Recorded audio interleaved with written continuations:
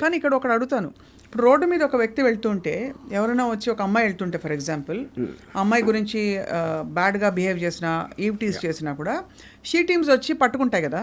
మరి trollers they are doing the same thing in a virtual space.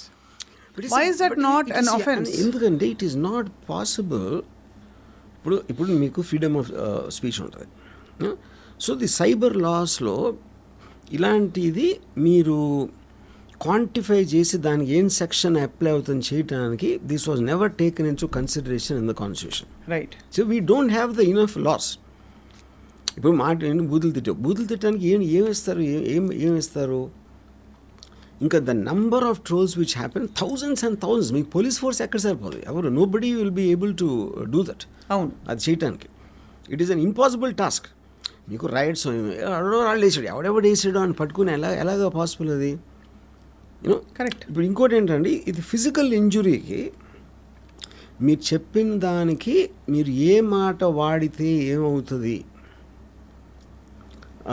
అనే దానికి, ఇప్పుడు పాలిటీషియన్స్ బూతులు తిడతారు అవతల పార్టీని, పాలిటీషియన్స్ వేరే వాళ్ళని ఎవరినో తిడతారు, ఏదో ఇష్యూలో మాట్లాడుతూ ఉంటారు.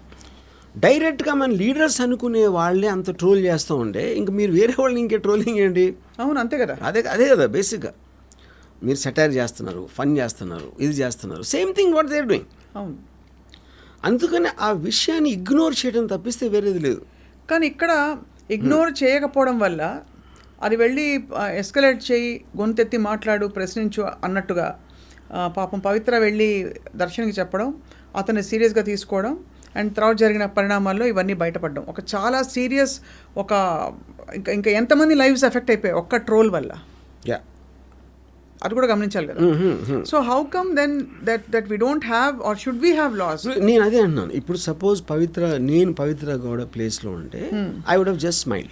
నేను చూసిన, ఒకవేళ అది నా నోటీస్కి వచ్చిన వాడు అన్నది, I would have smile because I should know that he's ఒక పని లేనోడు, ఎవడో పని పాట లేనోడు, ఒకడో పని పాట లేనోడు చేస్తారు ట్రోల్స్. వేరే వాళ్ళు ఎందుకు చేస్తారు? People are busy, will never troll.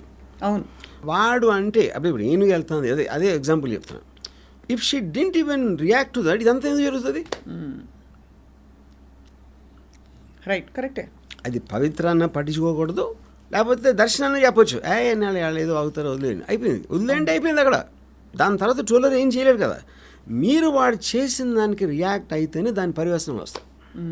React అయ్యి అనుకోకుండా ఊరికే ఒక చిన్న జలకిద్దామన్న ఒక పర్హాప్స్ ఒక ప్రయత్నం వికటించి ఈ విధంగా అయింది. చూసి ఒక్కసారి మీరు డిసిషన్ తీసుకున్న తర్వాత ఇంక మీ చేతిలో ఉన్నది కదా, అంతే.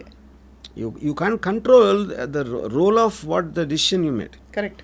ఇప్పుడు ఉదాహరణకి నాకు మెనీ ఇయర్స్ బ్యాక్ ఒక పర్టిక్యులర్ ఒక ఆస్పెక్ట్లో ఒకటి విపరీతమైన కోపం వచ్చింది ఒక మనిషి మీద. హీ నోస్ సమ్ ఫ్యాక్షన్ గా ఆ టైంలో. తనకి చెప్తా ఉంటే ఇలా చేసాడు అన్నాడు, అది నేను మౌన్ చూపించలేకపోతున్నా, అది ఇది అని చెప్తా ఉంటే ఆ ఫ్యాక్షన్ లీడు చంపేద్దాం అన్నాడు. చంపేద్దాం అంటే ఈయన టెంప్టెడ్. ఎందుకు? మీకు విపరీతమైన కోపం వచ్చినప్పుడు ఏదో చేయాలని అనిపించడం అనేది మానవ సహజం. అవును. ఇప్పుడు ఒక కెపాసిటీ ఉన్న పర్సన్ ఉన్నాడు మీ దగ్గర, కానీ వద్దు ఆడు పాప అన్నాడు, కానీ మీ పేరు రాకుండా చూసుకుంటాను, మళ్ళీ టెంప్టెడ్. కానీ ఫైనల్లీ సెన్స్ ప్రివైల్ చేయలేదు. రైట్. ఎందుకు చేయలేదు? ఒకటి, ఏదైనా బెడిసి కొట్టిందంటే మళ్ళీ నా పేరు వస్తుందా? యూనో, ఇప్పుడు ఇది ఎవరు చెప్పారు నాకు? ఎవరైతే అది చెప్పాడో అతను ఆడే చెప్పాడు. అతను నాకేమన్నాడంటే, రాము అది జరిగిన నెక్స్ట్ డే చేస్తుంటే చెప్పి చూడండి చంపేమని. 10 రోజులు అయింది కాబట్టి నా కోపం కొంచెం తగ్గింది. అవును, అందుకని నేను బయటపడిపోయినాను. అప్పుడు ఏంటి, మనకి పాత ఇది ఉంది, count to 20 when you're angry అని. అవును, 20 లెక్క పెడితే నీ కోపం పోతుంది అంటారు కదా. సో అప్పుడేంటి, కోపం అనేది it's a human tendency, but it's an emotion and all emotions keep coming down with time or whatever else happens, you know. So ఇప్పుడు అందుకని ఈ ట్రోల్ అనేది మీరు చైన్ ఆఫ్ ఈవెంట్ ఎంత ఉంటుంది. ఫస్ట్ డెసిషను ఈ పవిత్ర దర్శనానికి పెట్టడం, దర్శన్కి ఉన్న ఇమ్మీడియట్ కోపంతో ఆడికి చెప్పడం, వాడి అప్డేట్ అక్కడ అయిపోయింది. అవును, ఇదే దర్శన్ ఒక రోజు డీల్ అయి ఉంటే I doubt would have done it. ఇవన్నీ టక్ టక్ టక్ జరగడంతో బేసిక్గా.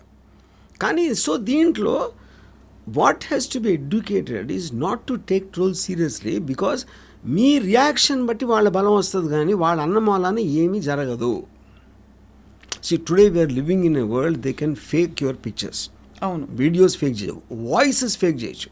అవును, అంతే కదా. సో మీరు అనకపోయినా మీరు అన్నట్టు చేయగలిగే టెక్నాలజీ ఉన్నప్పుడు ఇంకా ట్రోలింగ్కి మీనింగ్ అంటే ఏంటంటే ఎవరు ఏం చేయలేదు దాన్ని. ఏమి చేయలేరు.